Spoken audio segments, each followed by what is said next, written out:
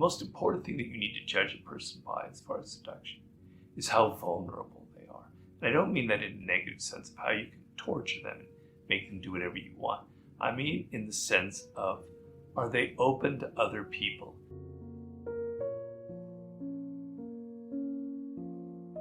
You know, the art of seduction is like a language, right? You're learning a language that I'm trying to teach you in that book. And the language is not with words. The language is...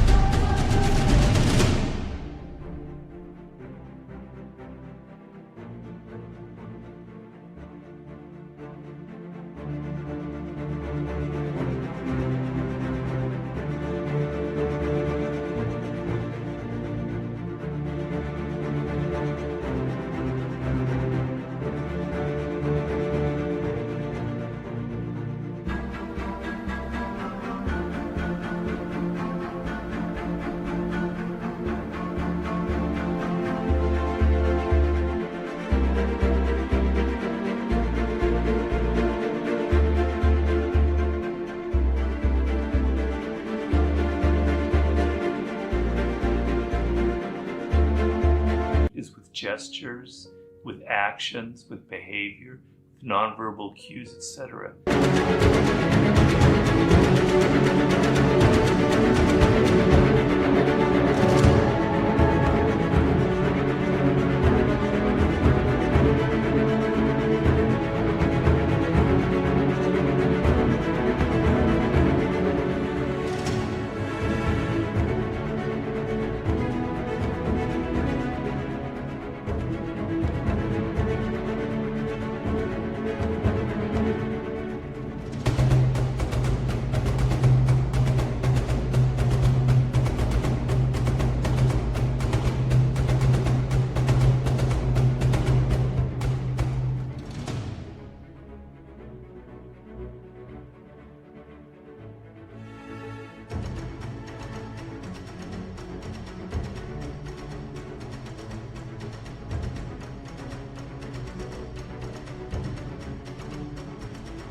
You're learning this kind of language of love, if you want to use a stupid cliche. And so people give off signs that they're going to be the worst kind of partner to be with. That they're not even if you do seduce them, you're in for a world of hurt. It's going to be a life of misery, or it's not going to be a fruitful relationship. One thing you have to be aware of is what I call the drama queen or the drama king, because that's not what I call, it's what we all call, but there are men as well like that. And I have a chapter in the 48 Laws of Power on infection. People who are overly dramatic. They appear very exciting to you. Wow, this woman is kind of crazy. She's got all these weird ideas. She dresses all this way. Oh, this guy, he's all over the place. Very exciting, very interesting. A relationship with them will be lots of fun.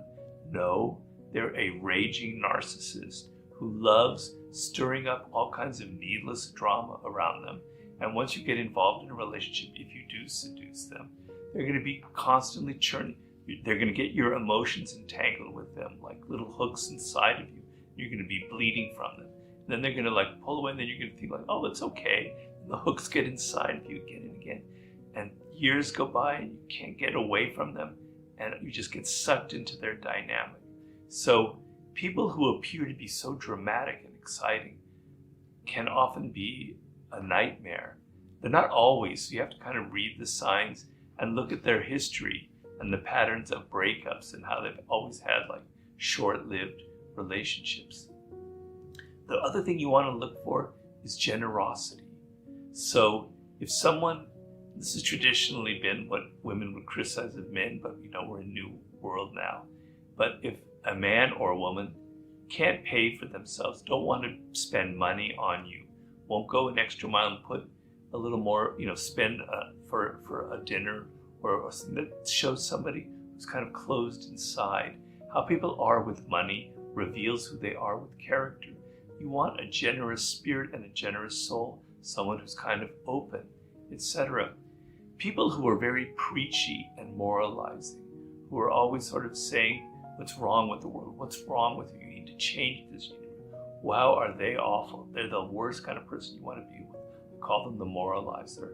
And in The Art of Seduction, I very highly recommend you read the chapter on what I call the anti-seducer, the person who won't seduce you. In fact, they will end up repulsing you. They have the opposite power. And that's one of the characteristics: lack of generosity, moralizing, etc. Those are some of the qualities. The most important thing that you need to judge a person by as far as seduction is how vulnerable they are. And I don't mean that in a negative sense of how you can torture them and make them do whatever you want. I mean in the sense of, are they open to other people? Do they have a degree of empathy? Are they able to kind of feel what other people feel? Do they have a sort of sensitivity to them? Or are they so insecure? A lot of men would come to me with this problem after I wrote the book, which is, I'm always thinking about what I should say, what I should do in this situation. I'm in a bar, I'm meeting her for the first time. People don't meet in bars anymore, I guess. But I'm thinking, what should I say in situations? And you've got to flip the script. You've got to stop thinking of yourself, about your insecurities, about what you must do, about what you must say, about your behavior, about how you look, and you must focus on the other person, on what they want, what they need, and what their world is like, and what their spirit is like.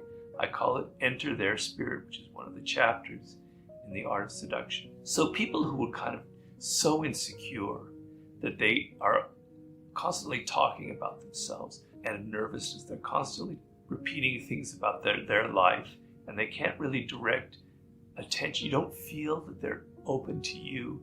It's all like closed there. That's a very bad sign. You want a sense that you can affect them emotionally and that they can affect you.